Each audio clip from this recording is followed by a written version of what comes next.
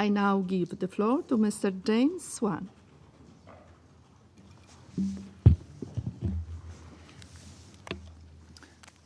Thank you, Madam President, members of the Council.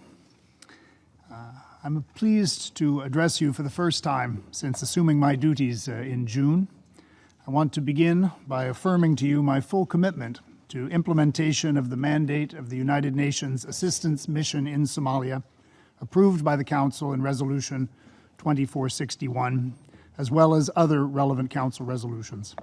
I also want to stress at the outset the central importance in all that we do of key cross-cutting priorities, including human rights, women, peace and security, youth engagement, and inclusion of civil society, among other issues. Since my arrival in Somalia, I have been grateful for the warm welcome by the federal government, federal member states, and all of the Somalis I have had the pleasure of meeting. I also appreciate the collaboration to date of the international partners in Somalia and look forward to reinforcing that. I am particularly grateful for the Council and close cooperation of Ambassador Francisco Madera, the Special Representative of the African Union Commission Chairperson, and I pay tribute to the continued heroic sacrifice of UNSOM forces for the cause of peace in Somalia. Madam President, since my return to a country I have followed closely for many years, I have been impressed by many visible signs of progress. I have visited each of the federal member states and Somaliland, where I've had the opportunity to hear the perspectives of their leaders and people. In my travels around the country, I have observed many examples of recovery, development, improving security, and functional state institutions. I have been deeply impressed, even moved, by the resilience, commitment, and courage of Somalis I have encountered.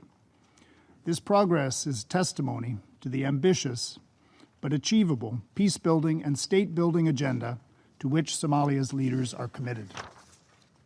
Somalia and its international partners are eager to see this progress advance between now and the end of 2020 through constitutional reform, advances in security operations and security sector reforms, achievement of debt relief leading to predictable financing for development, and delivery on the anticipated national elections. We must acknowledge the gains made to date toward achieving these priorities. Yet, the window to achieve further necessary progress on these issues is narrowing. Key benchmarks risk falling behind agreed timelines. Further progress may be delayed without renewed dialogue and cooperation among all stakeholders. Setting the stage to achieve these goals between now and 2020 will require accelerated efforts in the next several months. This will also require political consensus and compromise among Somali leaders at the national level, both the executive and legislative, and particularly between the central government and federal member states on how best to advance. We look forward to the next meeting of the Somalia Partnership Forum in October, which will provide an opportunity for Somalia and its international partners to agree on the priority areas for action and to catalyze progress on Somalia's state-building priorities between now and the end of 2020. Madam President, the national electoral cycle in 2020-2021 offers an opportunity to advance decisively the process of democratization. Technical preparations continue to make progress. A draft electoral law is under review by the federal parliament, and the National Independent Electoral Commission is preparing for voter registration. I encourage Parliament's House of the People to expedite its review and adoption of the electoral bill, including further consultations to achieve broad political support. To that end, I welcome the resumption of cooperation between the two houses of Parliament. I also encourage the federal government to establish an electoral security coordination task force to develop the arrangements by which the election will be secured. We also urge that the empowerment of women in the political process should be enhanced. Even as we look ahead to national elections in 2020-2021, We must be attentive to electoral processes in the federal member states. We are following closely developments in Galmudug, where, with the support of the federal government of Somalia, a reconciliation forum is being put in place. We encourage this effort to achieve a broad-based consensus on Galmudug's electoral process. In Jubaland, we continue to urge a single, agreed, consensual electoral process, without which there is an increased risk of instability if there is a contested outcome. The UN and other international partners have pressed all sides to seek compromise on an agreed path forward, but time is now regrettably very short. Disorder in Jubaland would place in jeopardy not only gains made in that member state, but also many critical national priorities, including preparations for the 2020-2021 elections, the fight against al-Shabaab, and the development agenda. Whatever the outcome in Jubaland tomorrow, I implore all stakeholders to show restraint, refrain from violence, and resolve grievances through dialogue. As noted at the beginning of my remarks, I visited Somaliland on July 27-28 and had informative consultations with its leaders. We continue to encourage dialogue between authorities in Hargeisa and Mogadishu and others, building on past efforts. Madam President, the federal constitution, once adopted, will provide a common vision for all Somalis, while defining clearly the respective roles of the organs of the federal state and relations with and between federal member states. Progress has been made in the technical review process, but Somalis now need to pursue an inclusive dialogue to reach agreement on outstanding critical issues, including the allocation of powers, intergovernmental relations, the system of governance, resource sharing, and the status of Mogadishu. Madam President, the security situation in Somalia remains a serious concern.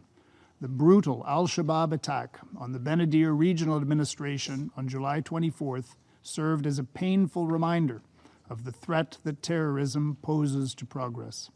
I pay tribute to the victims of this and other attacks. Yet, there are encouraging security developments. Somali security forces, working with UNSOM, the United Nations, and international partners, are making progress in recovering and stabilizing areas of Lower Shabelle on the periphery of Mogadishu that had been held by al-Shabaab. These operations have shown the effectiveness of this collaboration and reinforced the commitment of key security actors to the comprehensive approach to security. The operations are simultaneously supporting implementation of the transition plan and national security architecture by advancing institutional reforms designed to generate, professionalize, and sustain Somali military and police forces, as well as rule of law and justice institutions. Madam President, Somalia is making steady progress towards economic recovery, and efforts are ongoing to improve the country's economic resilience as well as the inclusiveness of this growth. Government authorities have made important strides towards improving fiscal performance and strengthening governance. Decision Point, under the Heavily Indebted Poor Countries Initiative, is within sight.